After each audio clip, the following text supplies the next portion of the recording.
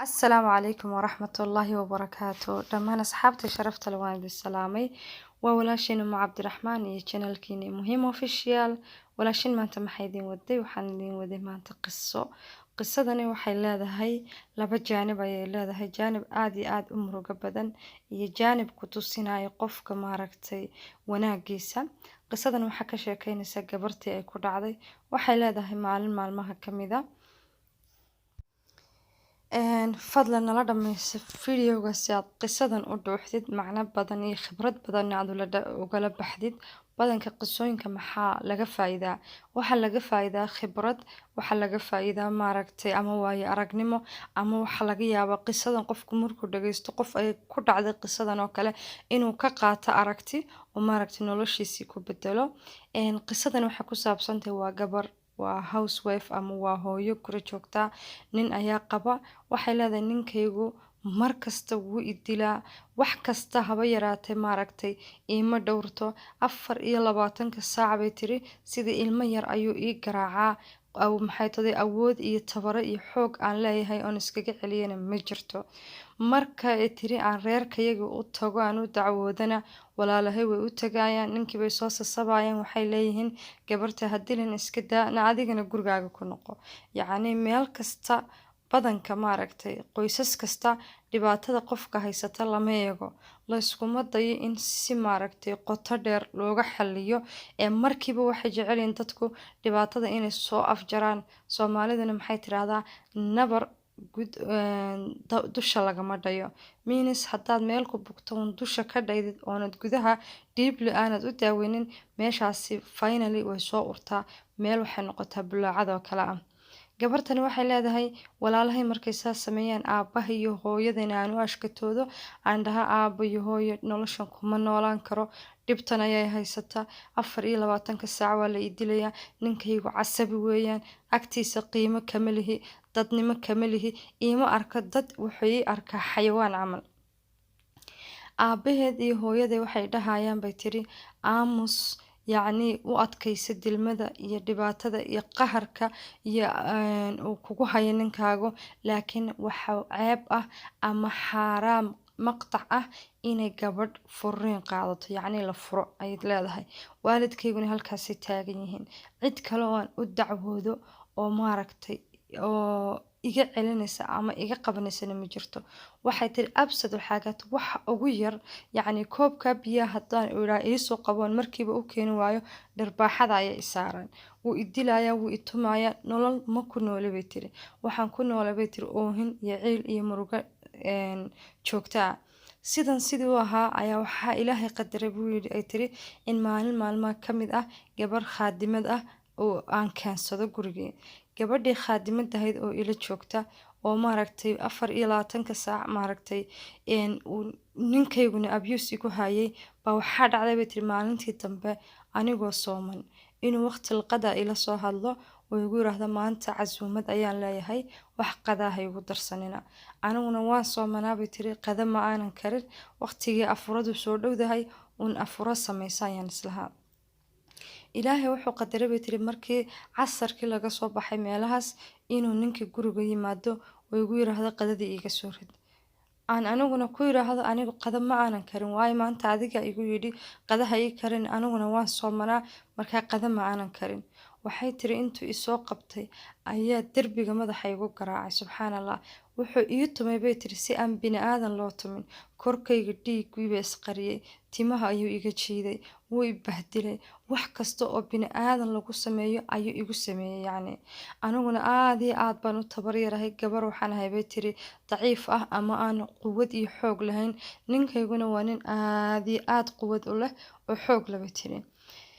waxa aragtay bay tiri yacni gabadhii shaqaalada ahayd ee ila joogtay ayaa aragtay xaaladda aan ku suganahay iyo dhiigga iga da-aya iyo ninku siduu ii garaacayo gabadhu waxay tiri gabadh aad iyo aad u xoog weyn ayay ahayd way is celin weysay waxay tiri ninkii ayay soo qabatay siduu ii tumayay si ka daran ayay u garaacday bay tiri yacni siday u tuntay bay tiri aniga ayaa yaabay way dhabanaanaysay dharbaaxa ayay ku garaacday gebigiisaba dhulkay ku jiiday wixii guriga alaab dhex taalay dhakaday ayay kaga jebisay yacni wuu ii quwad sheegtay laakiin ilaahay wuxuu ka tusay quwaddii gabar anigoo kale ah oo awood u leh ninkan aniga sidan ii gelaya siduu ii garaacay si ka xun inay u garaacdo. Waxay tiri anigaygii dhiiggu iga da'ayay ee ooyayay ee murugaysnaa ee naxsanaa ayaa waxay tiri dhaqaaqi waaye eegmo ugu noqday ninkii. Waxay tiri guriga jaranjarada ayay soo jiiday lugta ayay soo qabatay way soo jiiday anigiibuu iga dalbanayaa bay tiri ninkii hadda i tumayay ee dhiiggayga daadinayay inaan saaciduu leeyahay naagtan iga reeb naagtan idilaysa iga reeb.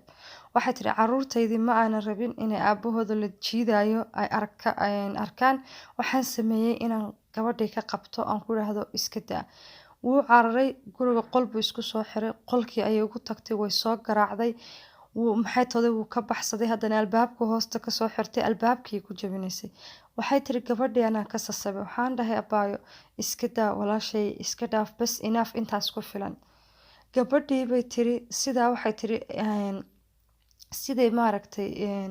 ay u soo garaacday kabacdi anigii nafteydii ilaaway ayaa isoo kaxaysay dhiiggiiba iga maydhay nabrihiiba ii dhayday meelba i fariisisay oohina iga dulqabsatay bay tiri. Waxay tiri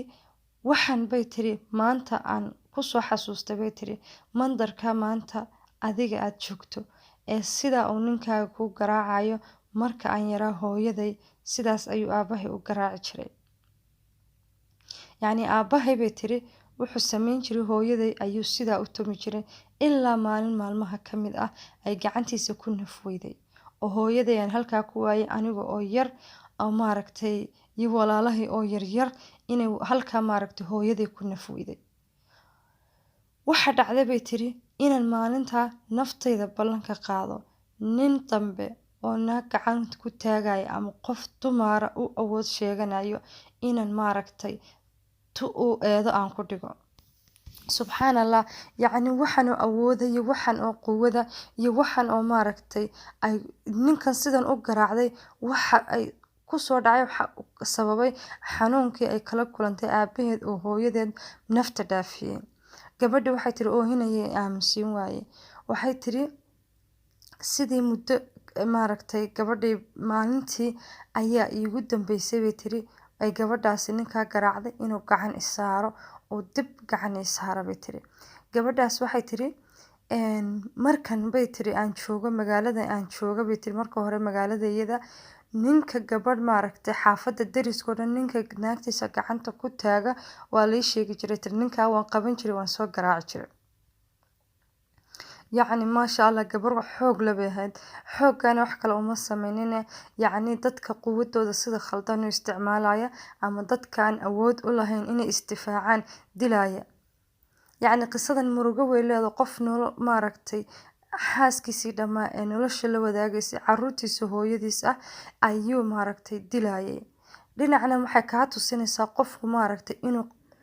quwad nafsiyan ah uu isku difaaca uu samaysan karo waayo qofka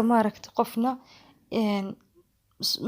aan naftiisa difaacin ama naftiisa karaamo u yeelin cid karaamo u yeelaysa ama difaacaysa ma jirto. Waxay tiri gabadha waxay leedahay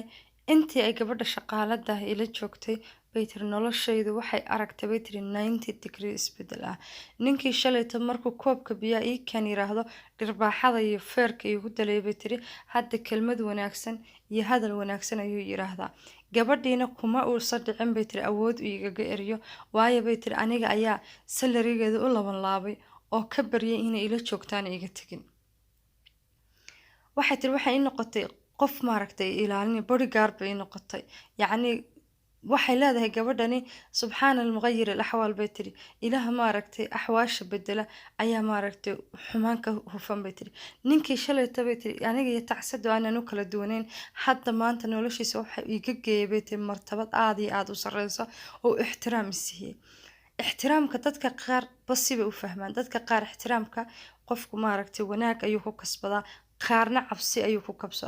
kasbadaa. Gabadhan ixtiraamku uu naagtiisa siinaya ama xaaskiisa uu siinaya cafwan ixtiraamkaas cabsi uu ka cabsanayo gabadhii khaadimada ahayd gurigiisa joogtay ayuu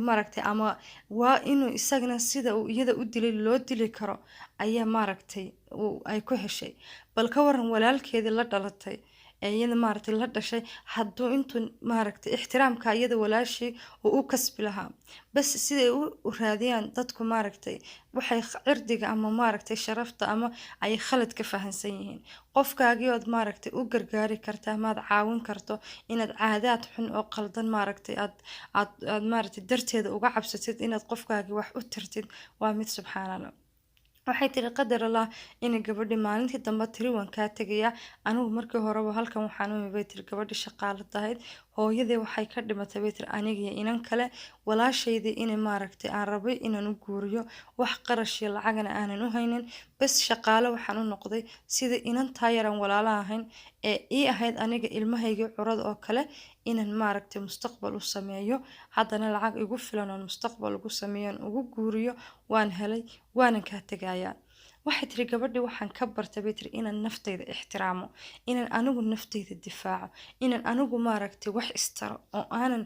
aabba iyo hooyo iyo walaal iyo cid kale aanan xasuusanin oo aanan dib dambe loo maqlin aniga dacwadaydii ama maaragtay ninkani waxaan igu sameeyey aan anigu yeeshtay geesinimo iyo qalbi aan maaragtay isku difaaco iyo ninkii maaragtay dhibaatada igu hayay oo allah raxmaan raxiimkaahi uu kusoo hidaayay gabadha gacanteeda walowla aanay dili lahayn aanu ilaahay indhihiisa wax tusi lahayn nolosheeda inta ka dhiman murugo iyo waxay tiri ciil baan ku noolaan lahaa gabadhan waxay leedahay qisadayda waxaan ula wadaagayaa oo aan maaragtay usoo bandhigayaa si qof anigoo kale ah oo shalay la dulminayay oo maaragtay dhibaato loo geysanayay inuu ku cibro qaato oo maaragtay difaaca naftiisa isu taago qofka maaragtay aan u ogolaan qof bini aadan inuu ku abuse gareeyo ama noloshaada ama adiga naftaada iyo karaamadaada meel uga dhaco yacni man sharafa nafsahu fa huwa shariif karaamada aanad adigu isu yeelina cid kuu yeelaysa ma lahan qisadan markaa waxaan ka dhuuxaynaa inay dadka maaragtay isla jooga aanay maaragtay ahayn inay maaragtay isxumeeyaan ama isdilaan haddiiba ay dhacdo oo qofka maaragtay uu kugu xadgudbana inaad xaqa naftaada mar walba isu taagi karto waxaan idin leeyahay qisooyin badan oo xiise leh ayaan idin soo wadaa insha allah waxaan rajeynayaa in qisooyinka ka heshiin fadlan qofkii qiso haya ha igu soo qoro maaragtay whatsappkayga nambarka ayaan kusoo qorayaa videoga dhexdiisa waxaan idin leeyahay feedback waa xaggeena fadlan like-ta iyo share-ta iyo subscribe-ta iyo commentigana hanaga ilaawina waa walaashina mu cabdiraxmaan oo idin leh meel kasta iyo mar kastaba